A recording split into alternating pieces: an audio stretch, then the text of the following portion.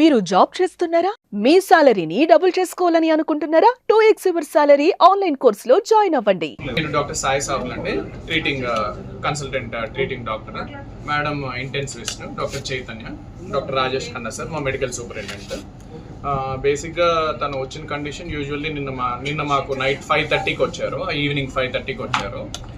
5:30కి కొంచెం complete drowsy స్టేట్లో అట్లా తీసుకొని వచ్చారు.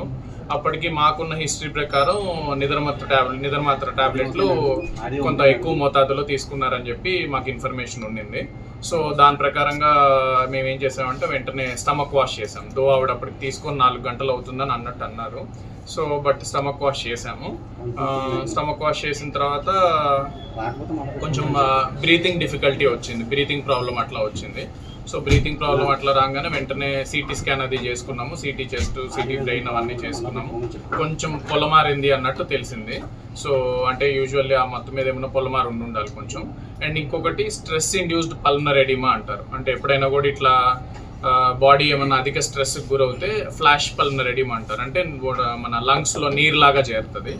సో దానికి ఇమీడియట్గా వెంటిలేటర్ పెట్టాల్సి వచ్చింది. తర్వాత మేడం ఇంటెన్సివిస్ట్ మేడం ఇంకా వెంటిలేటర్తో మేనేజ్ చేయడం జరిగింది.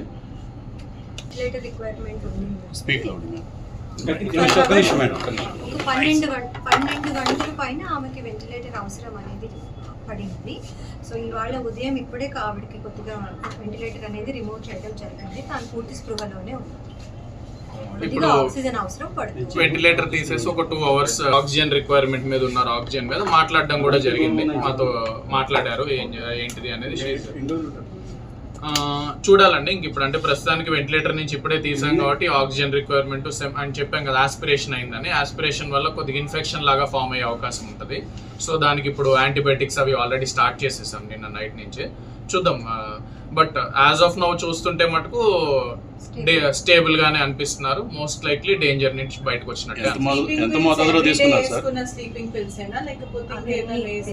అది ఇంకా ఎంత మోతాదులో తీసుకున్నారు? అది కొంచెం ఎక్కువ అవుతుంది అంటే పర్వాలేదు. బట్ గుడ్ థింగ్ ఏంటంటే రైట్ నో షీజ్ దాని ఎఫెక్ట్ ప్రస్తుతానికి ఏమీ కనిపించట్లేదు. మరి ఎక్కువ మోతాదులో తీసుకున్నా కూడా అది ఇబ్బంది ఉండేది. సో బట్ గుడ్ థింగ్ ఏంటంటే స్టేబుల్ గానే ఉంది. చెప్పండి.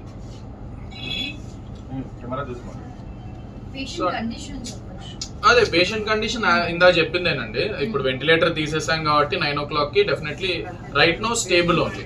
అండ్ దాని యొక్క డోసేజ్ యొక్క మోతాదుది ఆవిడకి ఇప్పుడు ప్రస్తుతానికి బాడీ మీద అయితే ఏమీ ఇబ్బంది అయితే చేయట్లేదు.